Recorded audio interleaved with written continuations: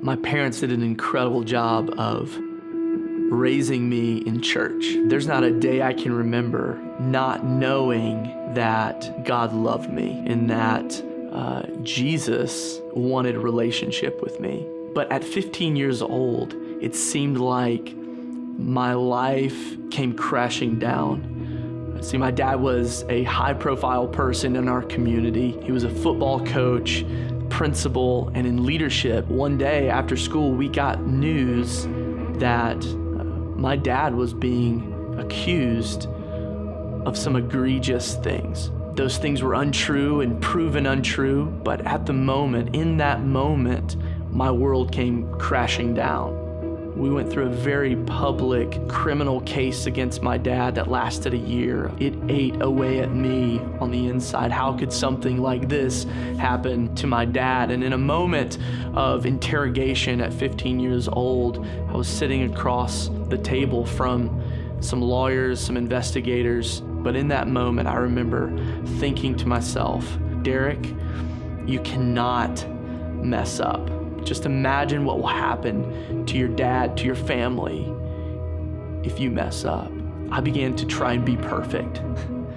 And what I realized quickly was that that's impossible. I tried to show the world that Derek Dunn was great and fine and perfect on the inside. I was being eaten alive. See, Christianity for me was what I did for God, but what I had neglected to see and did not hear was truly what it meant that Jesus did something for me.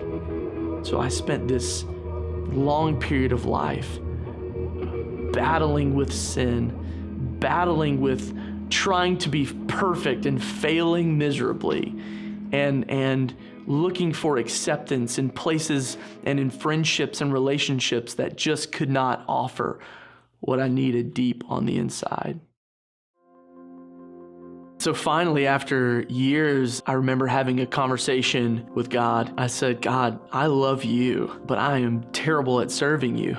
I am finished trying to do this on my own. If there is such thing as a Christian life, I want to know what it really is. I don't want it to just be shaped by my parents or shaped by some false perception I have in my mind. I want a relationship with God that is based on truth. The gospel began to come alive to me. For the first time, I realized that the Christian life was not about what I was going to do for God, but it was about what God in Jesus Christ had done for me. If it is true that I'm saved by grace and it's not what I've done, it's not because of my works, it's not because I have to live this perfect Christian life for God to love me, but if He came and loved me before I ever thought about loving Him, this changes everything.